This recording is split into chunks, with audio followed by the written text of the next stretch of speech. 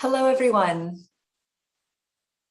Hello, and welcome to this briefing organized by the Tom Lantos Human Rights Commission about human rights and freedom of expression in Morocco. I'm Alexis Arieff, a regional policy analyst with the Congressional Research Service, and I'll be moderating today's discussion. The United States and Morocco have longstanding close and friendly ties.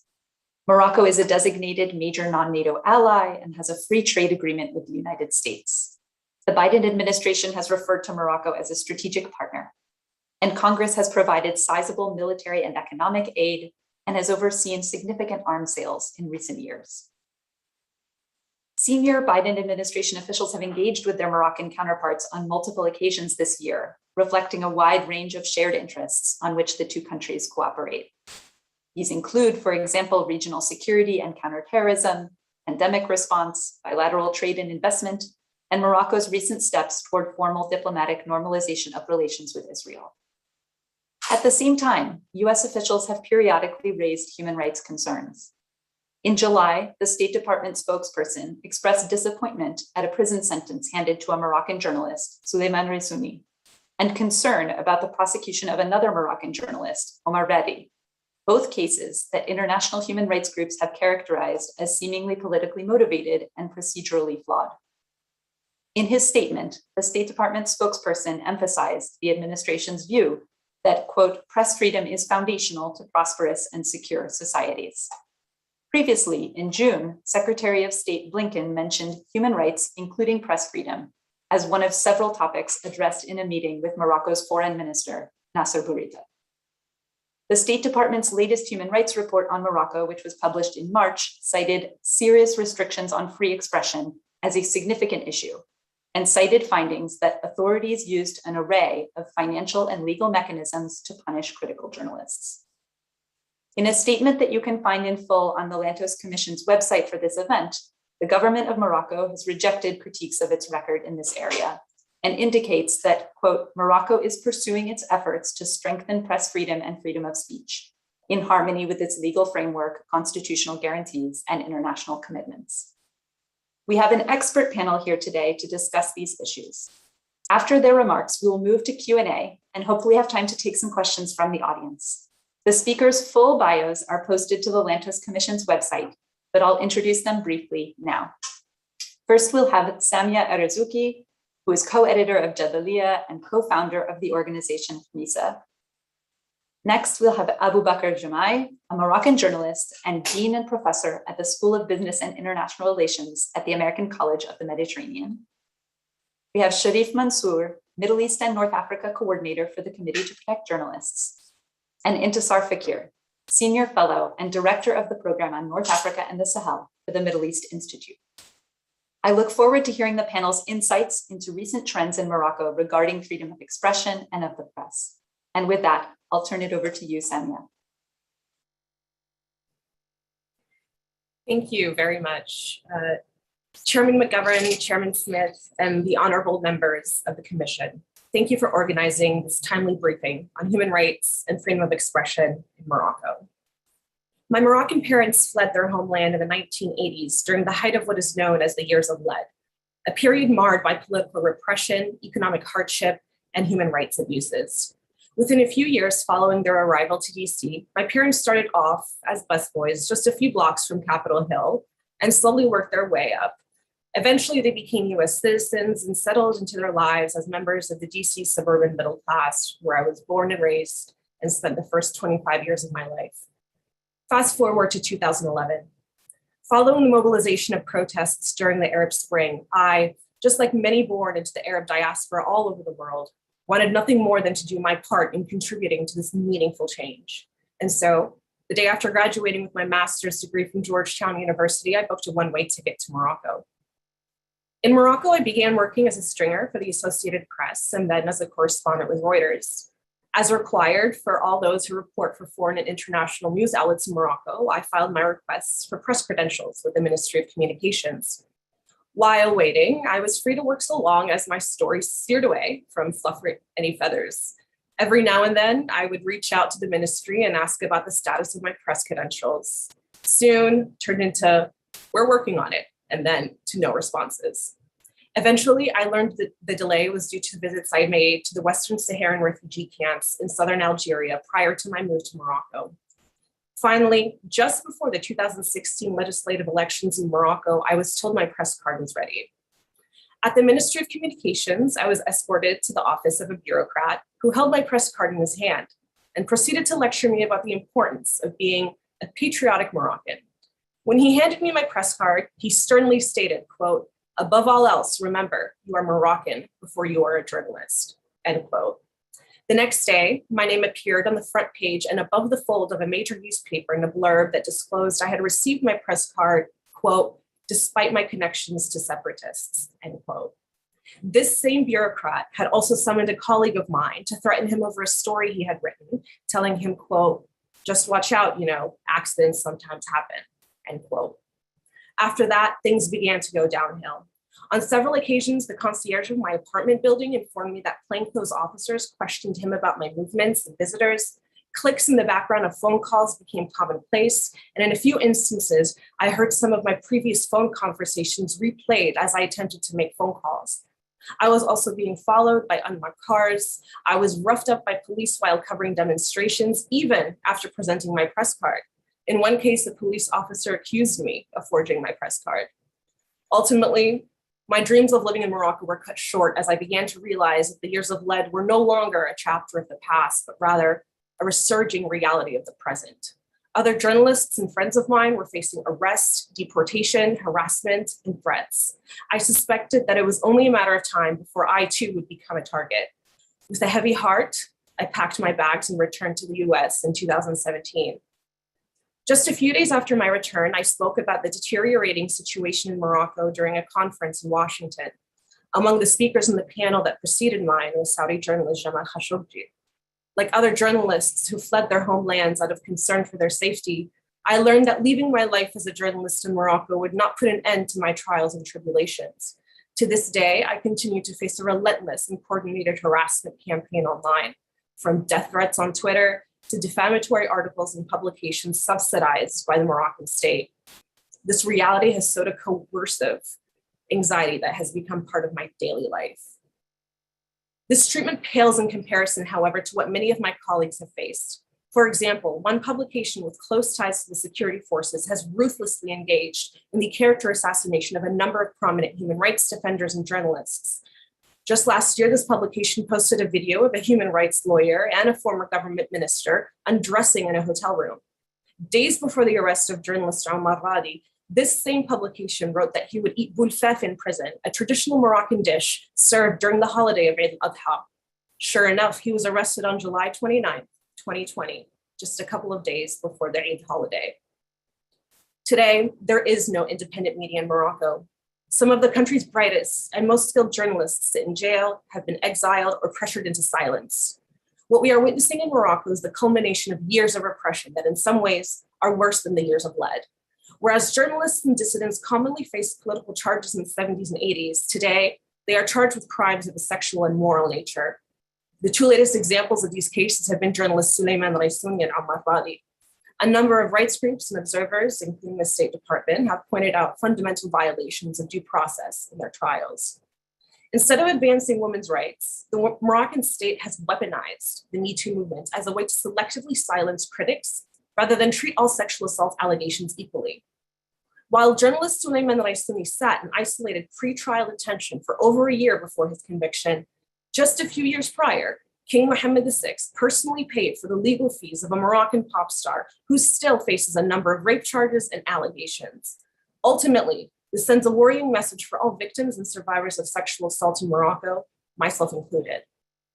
One particularly shocking example is the case of journalist Hajar Raissouni, niece of Souleymane Raissouni, who was forced to undergo an invasive gynecological exam against her will when authorities accused her of having an abortion in August 2019. She flatly characterized this horrifying incident as a, quote, state-sanctioned rape. In February 2018, when authorities arrested editor Tawfiq Bouachrin over charges of rape and human trafficking, several women came forward claiming that police had falsified their witness testimonies to characterize them as rape victims.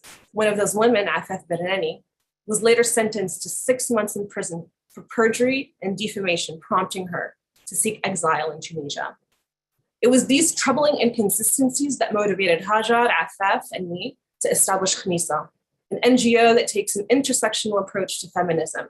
Our organization is founded on the idea that women's rights are inextricably linked to press freedom, freedom of expression, individual liberties, and the need to free political prisoners in Morocco. Growing up in the suburbs of Washington, D.C., my character and convictions have always been heavily steeped in the American values of freedom of expression and human rights. What drives my work and what has brought me here today is the simple vision that one day, Moroccans too can share the gifts of these values with which I grew up and which Moroccans have been demanding for far too long. As a Moroccan American, this is my humble contribution in honoring, preserving, and advancing the alliance, national security, stability, and welfare of two nations that I am proud to call home. Thank you.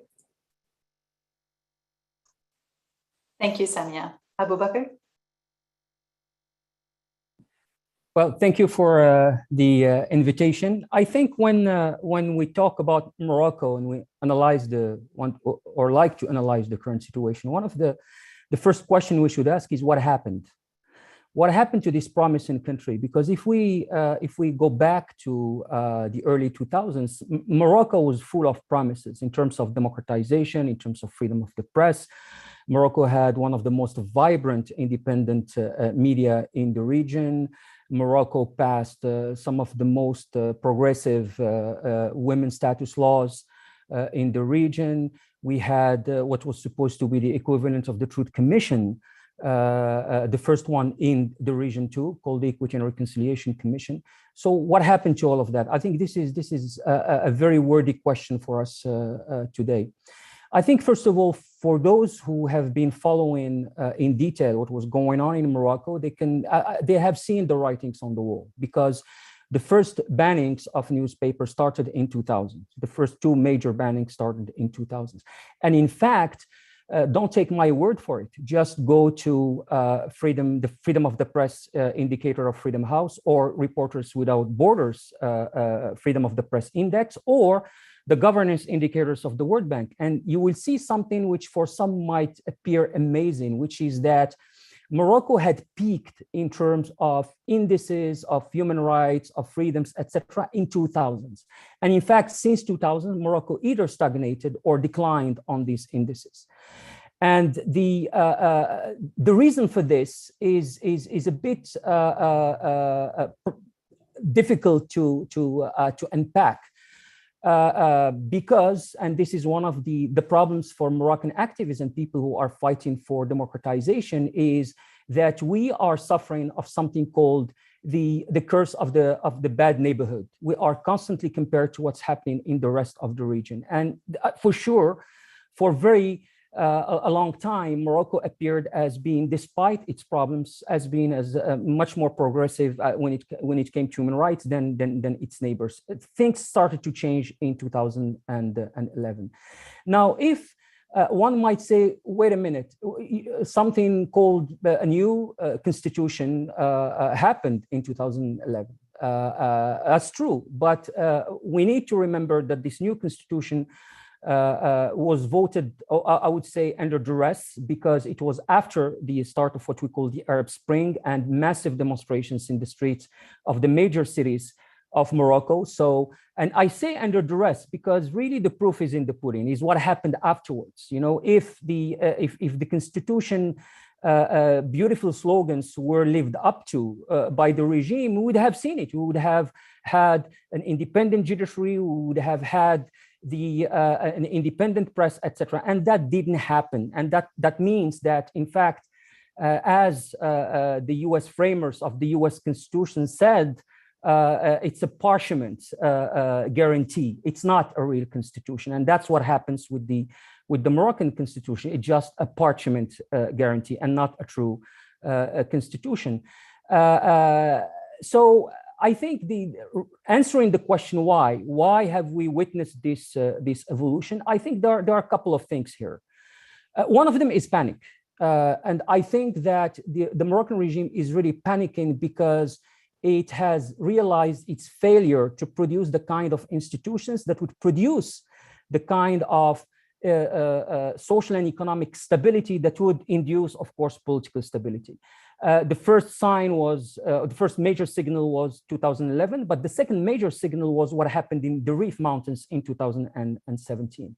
And I think it's the sheer realization that our political elites are unwilling to establish the right type of institution to allow for true economic development that lead them today to go after those who express the discontent that is resulting from this failure. And by the way, after having almost annihilated independent institution in media, now what they are doing is going after the individuals, because when we look at the array, the long list of people who have thrown in jail for bogus charges, and because in fact of what they said about the regime, they are individuals. They are rarely attached to any institution. Why? Because years ago the regime was able to get rid of these institutions. So there is panic, but there is also, I think, a certain sense of entitlement. And the sense of entitlement is because the regime thinks that it's still the sole guarantor of stability in the country. And that's and this is a message toward some elites in Morocco, some social elites, but also a lot toward its allies, among them the United States, which brings me to the other source of entitlement, a more recent one. It has been said earlier that the US foreign policy establishment never missed an opportunity basically to extol the level of cooperation on security issues, on terrorism, etc., and the normalization of ties with Israel was mentioned. I am afraid that these issues are considered by the Moroccan regime as the get out of free jail cards, basically, with the US elites. Basically, the idea here, it's because we are cooperating with you in fighting terrorism. It's because despite the opinion of our own citizens, in last summer, there was a poll in Morocco, 88% of Moroccans claimed that they were against normalization, although, by the way, a majority are in favor of the two-state solution. It needs to be underscored, but 88% claimed that they were against normalizing ties with Israel. And despite that, the Moroccan regime basically forced on its own population normalizing ties with Israel.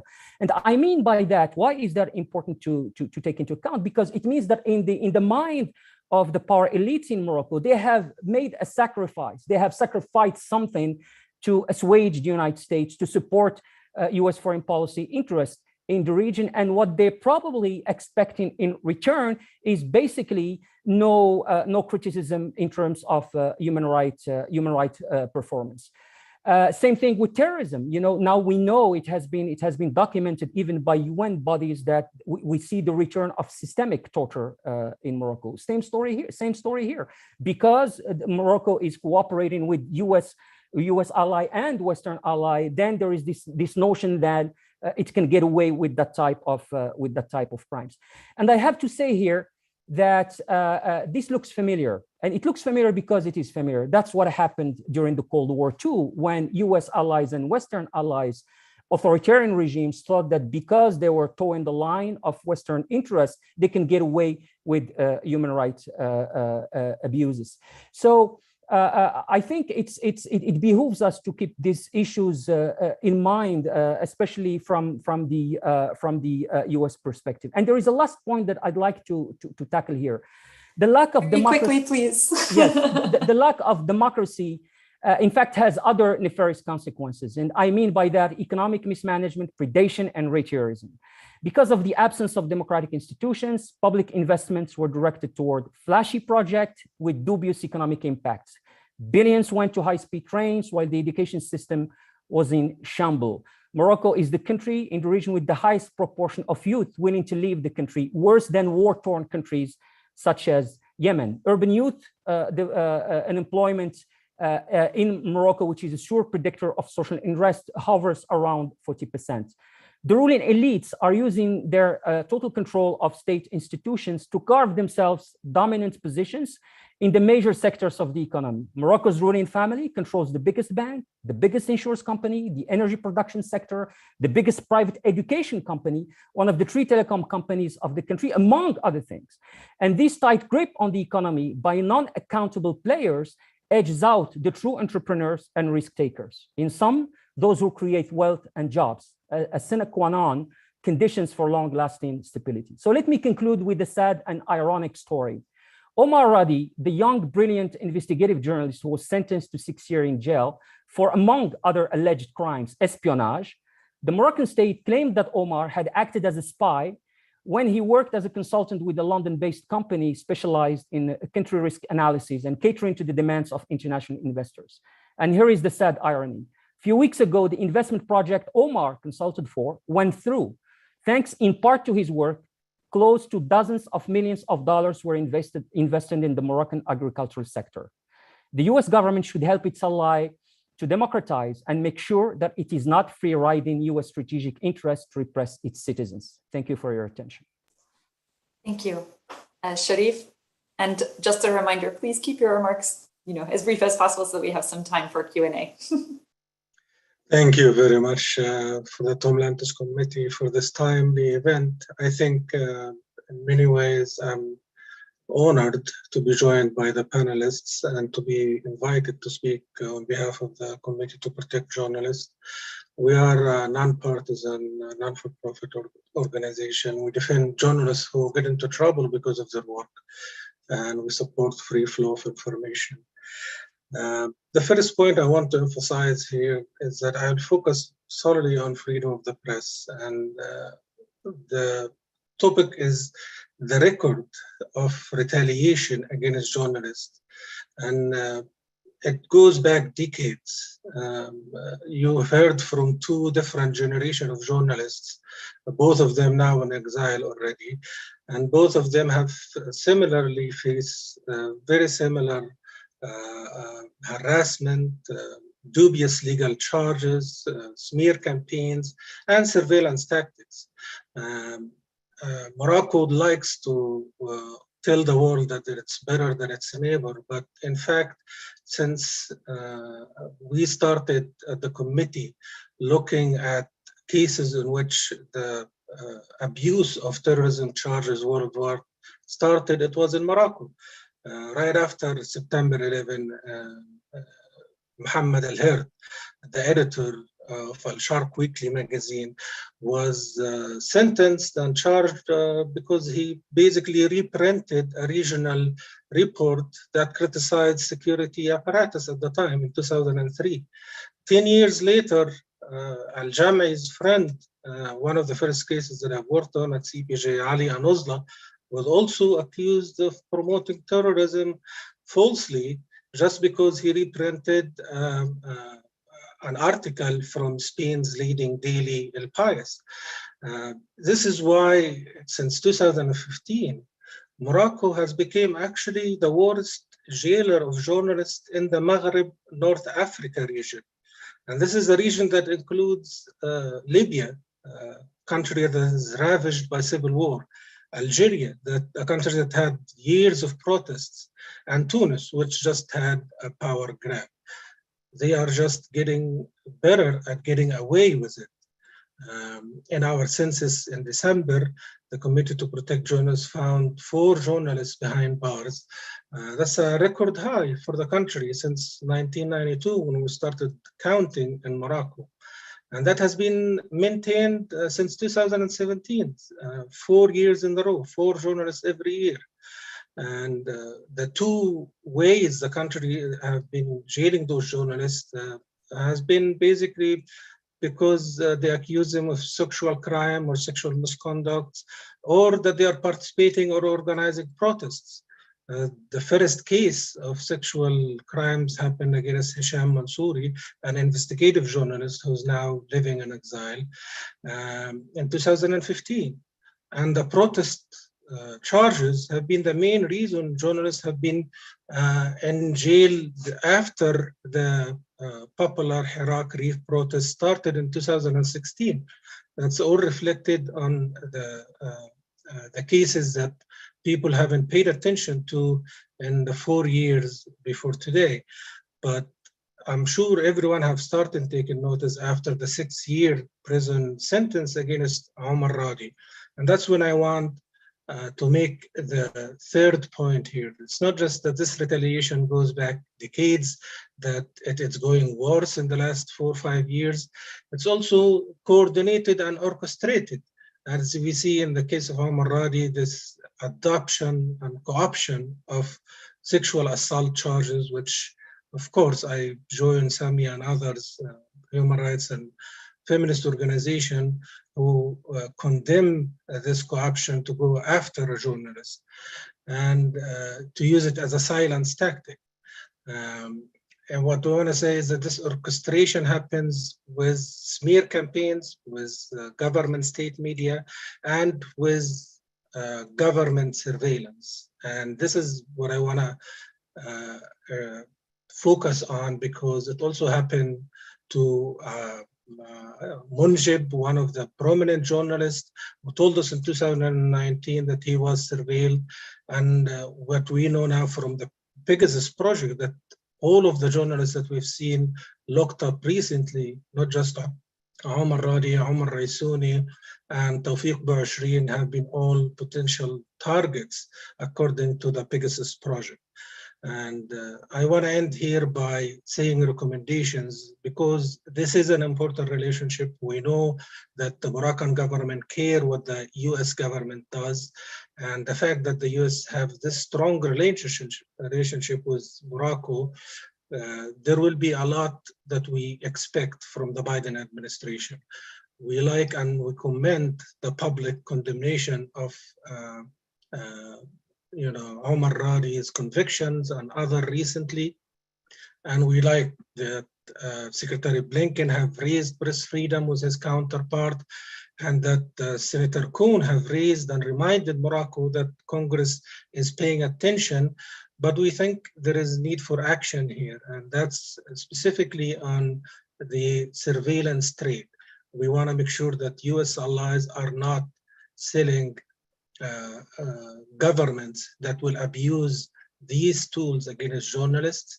And we want to make sure, in the case of Western Sahara, where the government exercised censorship, that any discussion about it that will include consideration for press freedom, allowing local and international journalists into the territory.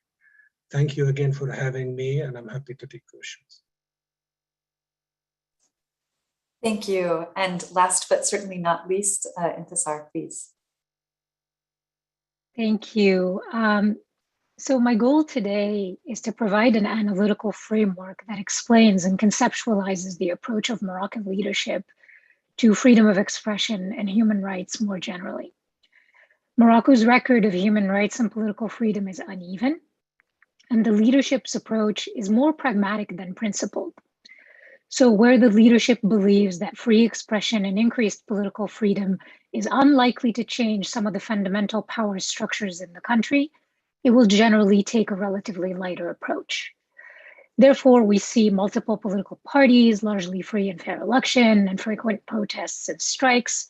But where the potential for politicians, journalists, or activists to challenge the palace, the inner security apparatus, or reveal uncomfortable truths and insights about power and money deep within the state, we have seen a readiness and an ability to target and silence specific individuals.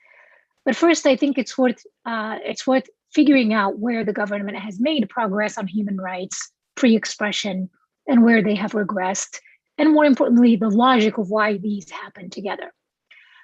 Human rights situation tracks with the broader political and economic development story of the past decades. I was born in Morocco in the 1980s and grew up in the 80s and 90s when the country was a much more repressive state with a poor human rights record. And the progress since King Mohammed VI ascended to the throne in 1999 is significant, and Morocco is a different place in terms of political environment and civil liberties. Most dramatically, in 2011, Moroccans found a stronger political voice. They protested and called for change, and no constitution was adopted with greater political role for elected institutions. the Islamist Justice and Development Party, which had faced constraints in its ability to run in previous elections, was able to capitalize on this gain to lead the government. Certainly, there are valid arguments to the limited nature of this reform and the extent to which it has been undone over the past 5 years, and I will get to that. But I think it's important to understand, in order to understand the complexities of human rights in Morocco, it is important to understand how consequential 2011 was.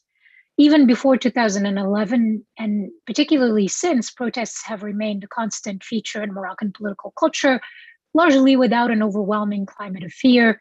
The current pandemic environment, of course, notwithstanding, while there are, anti-protest police violence does occur, for the most part, I think students, workers, and others are free to organize large popular protests with little fear of retribution. Now, in terms of where human rights and freedoms of speech are lacking, examples also track not only with domestic developments, but also broader regional geopolitical trends. Following 2011 and subsequent years, the palace moved gradually to reassert itself, coinciding with a shifting regional outlook as the elected government in Egypt was toppled by the military in 2013, with minimal Western criticism. And of course, Syria and Libya descended into civil war, much to the concern of the international community. In Morocco, the newly elected government came under increasing pressure from the palace and pro-palace parties.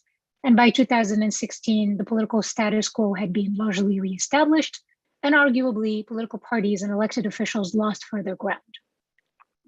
Alongside of this political assertiveness, we also see growing confidence in silencing specific voices. And beyond the systemic issues that I'm talking about here, I will also add that the pandemic presented its own set of challenges with regard to state crackdown. And the main concern here is that draconian measures and practices become normalized and eventually ingrained in state approach. So what do these two different dynamics reveal about the leadership's approach?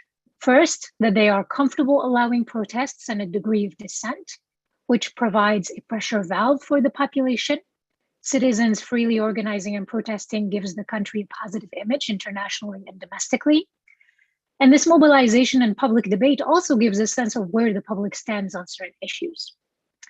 At the same time, we also see specific individuals, not large groups, targeted because they're easier to silence, and silencing them becomes a priority. These are journalists, activists, and even just average citizens with a large social media following. And the topics they wade into tend to involve any criticism of the person of the king, the role of security services, not just in domestic, but also in foreign policy, the Western Sahara, of course, and particularly the intersection of elite political and economic interests. These people are silenced and punished through a variety of means. Their personal lives are scrutinized and they face professional sanction and criminal charges, including serious ones like rape and money laundering. So the bottom line is there is room for debate, and the room for debate is not open to any discussion of the core points at the heart of Moroccan politics. And those are the role of the palace and certain institutions under its oversight that are shielded from investigation and accountability, and the impact of this lack of accountability and transparency. So then for the purposes of our conversation today, the question is, how do you address and how do you engage with Moroccan leadership on these issues? And I just kind of want to close a little bit on this note. If you consider Morocco's recent policy posture, it reflects the notion of an increasingly empowered, assertive, and confident monarchy, unwilling to accept criticism or yield to pressure.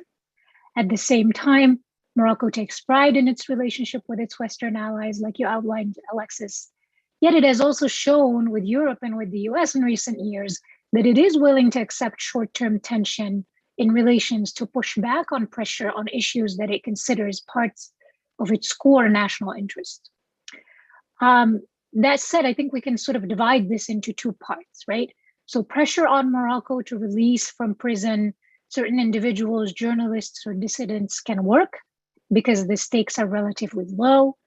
And in responding to this pressure, Morocco can gain positive coverage of the release or the pardon, perhaps even gain a concession from the country applying the pressure. And the individual or individuals released have presumably learned a lesson, right? but pressure intended to affect deeper systemic change is not as effective, especially as it bumps up against a leadership that increasingly sees itself as being less vulnerable to outside pressure than it had in the past, due to it being rather secure in its position domestically and increasingly also internationally. Thank you. Thank you. So we've covered a lot of ground, and thank you, Intisar, for that context. We're going to go to audience Q&A. I've been tracking the Q&A box. There's a lot there already. Before we move to that, I just wanted to raise one case that has gotten some attention in Congress that hasn't been touched on by the panel yet. And that is the case of this Uyghur activist, Idrissi Eshan, who has been detained in Morocco and who had apparently traveled there from Turkey and now faces extradition to China. His case has attracted a lot of attention in Congress and internationally. So I wonder if briefly, Intisar, perhaps you can provide us with a bit of context on this case. It's obviously moving through the Moroccan courts right now, but can you help us understand the foreign relations and political context here? Sure. So, I don't have a lot to add in terms of the sort of legal process. Morocco has an extradition treaty with China. And in this, they seem to be responding to an Interpol warrant. But I think, what I would say is from Morocco's perspective, again, going back to the point about pragmatic, sort of the leadership's pragmatic approach here, there are two competing things. Morocco takes its religious leadership and its Islam seriously, I think often more seriously than is appreciated from the outside, and handing over a Muslim to a non-Muslim country for prosecution and is very problematic domestically. On the other hand, Morocco is keen to build a positive relationship with China. And I think this would go a long way in building that relationship, especially if there's global pressure on Morocco not to hand him over. Beyond that, I don't really have any insight into which way they're going to go, but this is sort of, in my mind, these are the two competing interests and considerations from their perspective. Thank you. So we're going to turn to the audience. Please, if you haven't already, and many of you have, use the Q&A function to ask questions. Please limit yourself to one question, frame it as a question. Please identify yourself and your affiliation if you have one, be concise, and please refrain from ad hominem attacks. So as I'm looking at these questions, there's one theme that emerges in several, and that is that in several of the recent cases that the panel has touched on, Moroccan journalists have faced prosecution on charges of sexual abuse or assault. Now, obviously, no one can downplay the seriousness of these allegations. And Morocco's official Human Rights Commission, which monitored both trials, has expressed concerns about the denigration of the accusers in these cases by some voices on social media. So Sharif and Samia, you've both written about these cases and tracked them closely. Can you talk briefly a bit more about why your organization, Sharif, and why you, Samia, have concluded that these are politically motivated trials, and on what basis, and what you'd like to see in terms of procedural guarantees for cases such as these? I think first and foremost, it's a question of precedence. As I mentioned, in my experience enduring and surviving sexual assault, I think that it would be in the best interest of all parties for there to be a fair trial. And there are enough cases that have demonstrated that the Moroccan authorities do not treat all sexual assault allegations equally. And we can go as far back.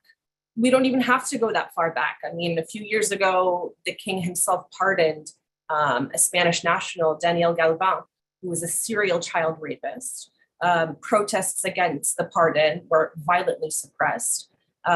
You had the case of a woman who was an employee with the state television channel Dizem, who accused her boss and director, Salim Sheikh, of sexual assault. She was subsequently charged with defamation.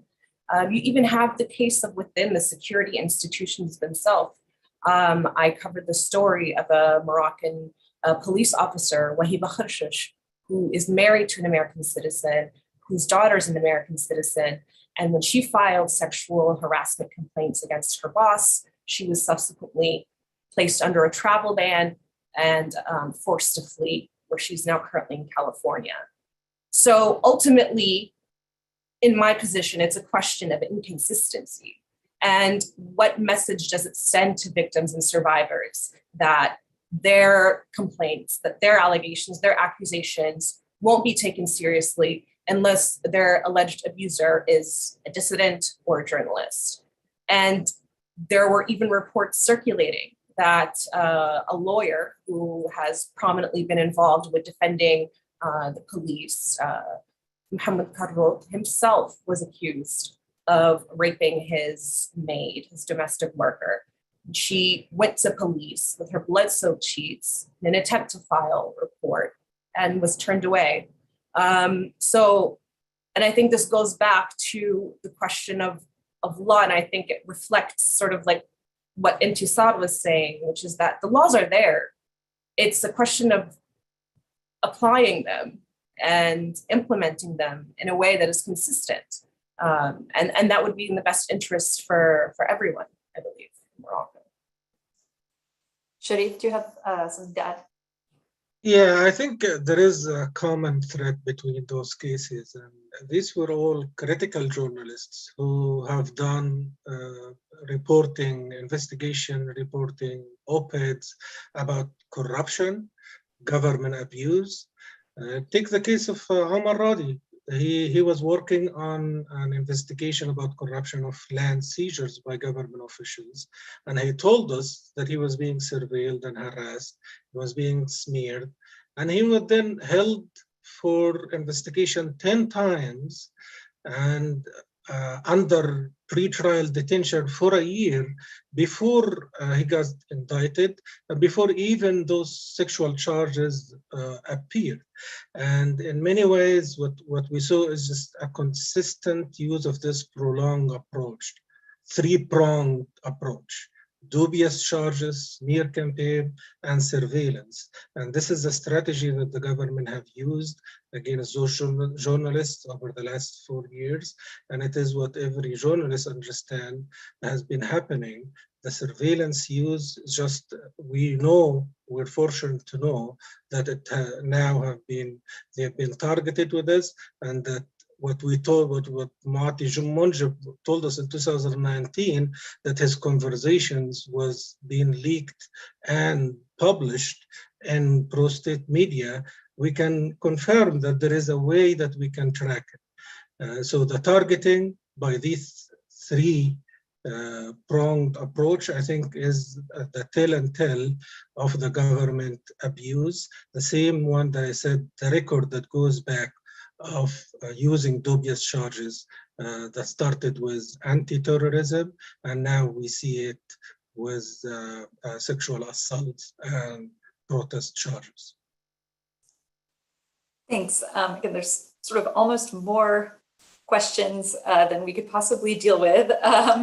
I just got a word from the organizers that one of the staff directors with the co-chairman for the commission is on the line and would like to ask a question. I'm going to let him open his mic, and then I'm going to, after we come back from that, hi Piero, we're going to come back and group a couple of the questions from the Q&A together. Go ahead, Piero. Yeah, hi, hi Alexis, and hello to our panel, and thank you for your excellent presentation.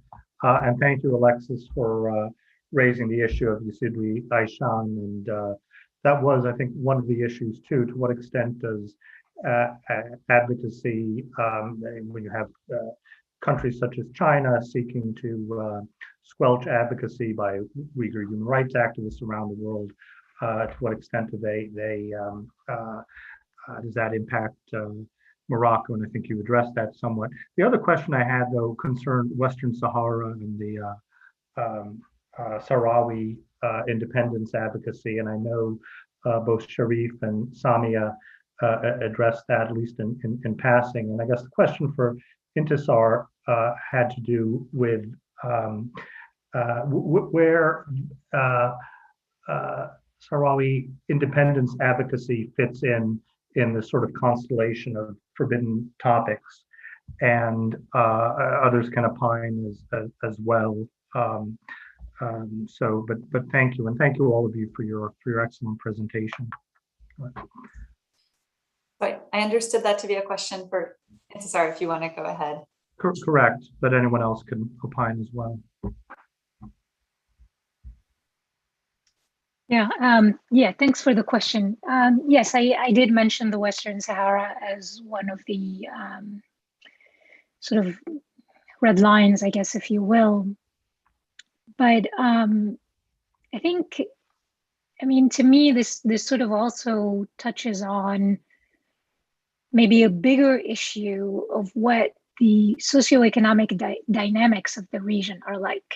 And I think that it's not just a question of, there's essentially a range of tools that are used by the leadership. It's not just stifling speech. There's a lot of different efforts to try and kind of change opinions and affect opinions in the area.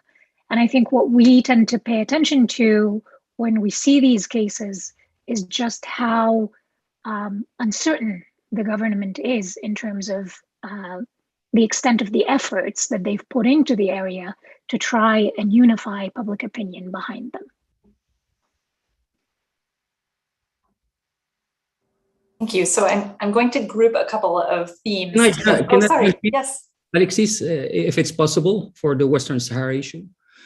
Yeah, I think it behooves us to talk also about independentistas whose human rights and freedom of speech is being stifled, especially, and it has to do with US foreign policy. I happen to have been the first Moroccan to interview Mohamed Abdelaziz, the leader of the Polisario, back in 2000, and my magazine was banned because I interviewed the leader of the Polisario at the time.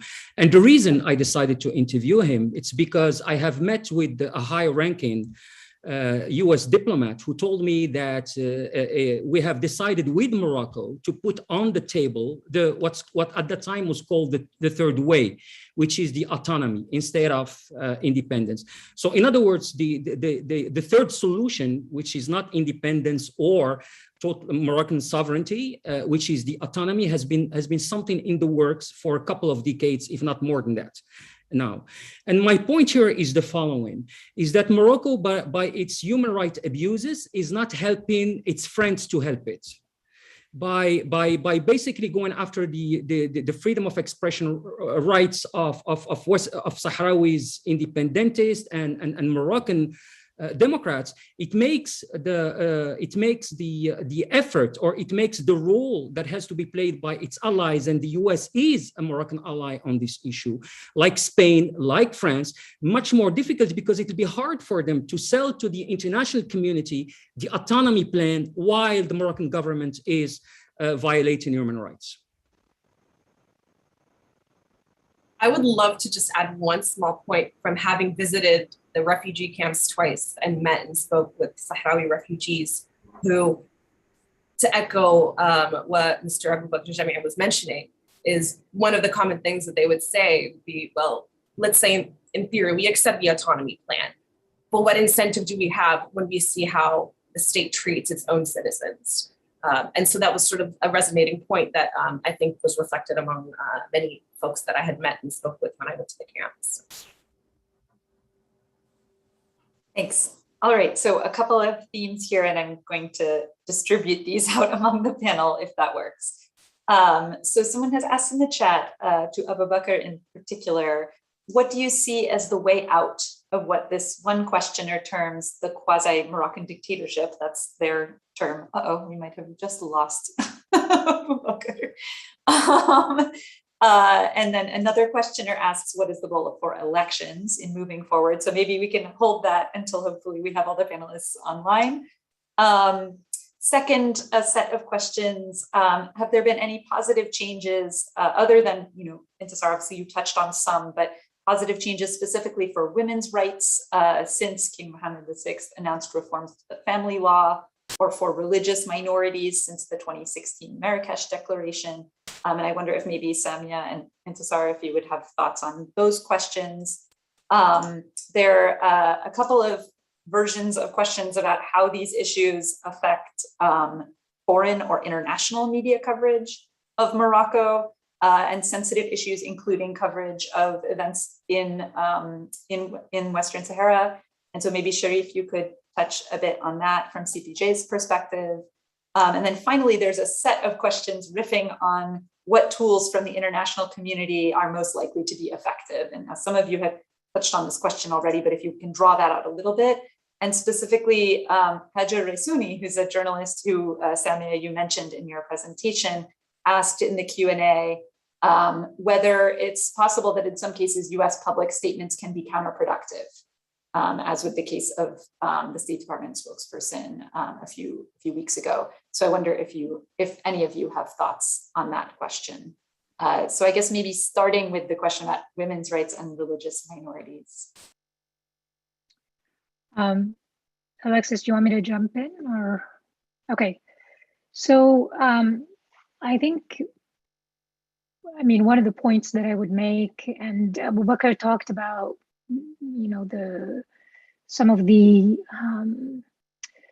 advances and the progress that Morocco made in this regard in the early 2000s. I mean, one of the points that I would raise is that a lot of the issues that you see with these good laws that exist on paper is the problem of implementation. And I think the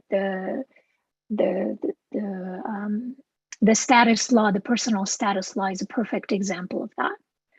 The other problem is that although we have these laws that exist and they're very good laws, they're not sufficiently institutionalized. So whenever there's anything that threatens, you know, the sort of broader situation, these tend to be some of the first kind of issue, some of the first issues to where you see regression as well. So I think it's two issues. It's the issue of implementation, and it's the issue of sufficient institutionalization. That's on the women's rights. The other question that I thought maybe I can weigh in a little bit is what tools, or, you know, how do you sort of approach this from an international partners perspective? And I think, I mean, it depends here on what the end goal is. You know, do we want to affect the condition facing specific individuals arrested or targeted? As I mentioned, that tends to work in certain cases. Or is this more sort of a larger and systemic question about political and personal freedoms in the country? And the latter is, of course, harder to address, as I said. And I think that depending on how much attention the US wants to give to this issue, particularly Morocco, I think there are incentives, and incentives, particularly here, are more likely to be effective at this stage, given what I've argued about Morocco's foreign policy posture. You know, there are still a lot of issues that matter to Morocco, particularly in including its growing role in Africa. And I think supporting Morocco on those could yield some positive changes. Next, Samia.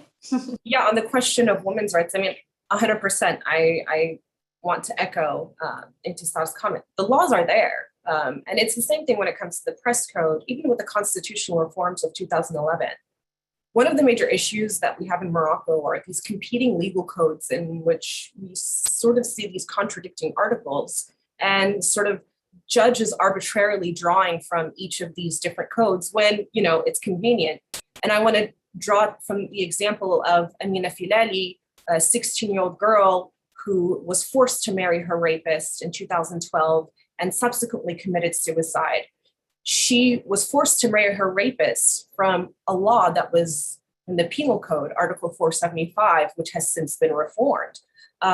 So you have the Family Code, you have the Press Code, and with the Press Code reforms, you know, ostensibly they removed prison sentences for journalists, yet we are seeing that journalists are still being imprisoned with laws that are in the Penal Code. So it's not a problem with the laws, it's the implementation, selective again. So just to echo that point that Intisar made. And then on the point of elections, you know, because elections are coming up. I think we are fully in campaign season right now. I covered the 2016 elections, and I still remember that day when the statement came out that the king had fired Abdel Habib Kingiran for failing to form a government and replaced him with Saadetdine Artmani, the current prime minister. I think throughout the course of the past few years, beginning in 2011, in spite sort of these reforms and all of these measures, we have seen the steady consolidation of power within security institutions that function and operate beyond the oversight of elected bodies. So you have the police, intelligence, you have the Minister of Interior, obviously, but you also have an emerging number of ministers who are ascending to the ranks of members of the cabinet who have no party affiliation. And then so it makes one wonder, what purpose do elections serve if the key decision makers are not elected? And you also have the governors in Morocco, the regions, who are appointed by the king, and many times they wield and have more power than the locally elected officials. So I think it's important to keep that in mind, that elections, yeah, they're great, but what purpose do they serve if those that are elected essentially wield no power? Yes, please. Abu Bakr, I'm not sure if you dropped off at some point, whether you heard all of the I'm questions. sorry. Something happened with my internet connection. So there were a couple of questions that you may want to touch on. One is this question of what is the way forward for Morocco's political system, civil liberties, and what is the role that elections might play in that question. There's also something that you may want to weigh in on is whether which tools from the international community are likely to be most effective regarding press freedom and civil liberties. And is it possible in some cases that US public statements can be counterproductive? So we'll go to you and then we'll wrap up with Sharif, I think. Well, let me tell you something about US intervention. I can attest to the fact, and I can give you very precise examples of situations where there were human rights abuses and sometimes targeting journalists. And it was thanks to the US intervention that the cases were solved. When the US foreign policy establishment deigned to intervene, it had an effect. Ali al-Marabd, I am sure, was released from jail because the US State Department intervened. Aminatu Haidar was able to go back home because Hillary Clinton intervened. Ali Anuzla was released because the US State Department had answered one of the questions we asked as a media, whether the US thinks that Ali Anuzla was a terrorist, and they said no. So if the US and basically the NSA tells you you're not a terrorist, you're not a terrorist, basically. And that helped, I think, release Ali Anuzla. So we cannot underestimate the impact of, and I'm not, by the way, as a Moroccan citizen, not something I'm proud of. It's never a source of pride to claim that another country has an influence on your own country. But since there is an influence, let's make it a positive one, right? And the influence is there. So if the US State Department and the US government decides to weigh in, results will ensue. I'm pretty sure about that. In terms of the way forward, I think that we need to realize that Morocco is in the process of forgive me for these big words, inventing its future. And it needs its creative forces, it needs its Democrats to be able to come up with a way forward. The problem with the current regime, it is aborting these trials, this attempt. It is basically depriving the Moroccan society from its ability to produce the intellectual resources to face the challenges of the future, and it goes through democratization. We cannot have a sustainable economy with such level of rentierism. We cannot have. There is this sad statistics about Moroccan degree holder who are willing to leave the country, and when they're asked why do you want to leave the country, the first reason is not money, is not a material one, is quality of life, because there is a salary there and never say the salary, their quality of life.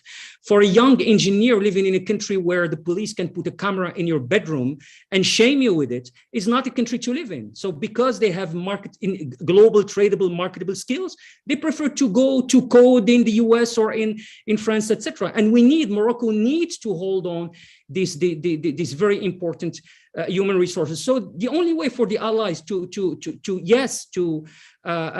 make sure that Morocco is a durably stable country is to make sure that Morocco democratizes in the most peaceful way possible. And the way to do that is basically to say its positions and to establish its positions and its discontent whenever there is an attempt to silence those voices.